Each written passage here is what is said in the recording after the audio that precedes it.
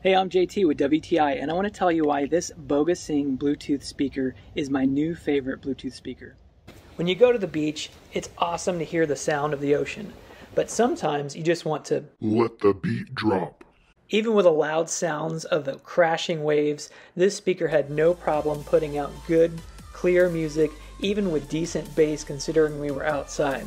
It's really fun to sit and chill and listen, or maybe throw an impromptu beach dance party.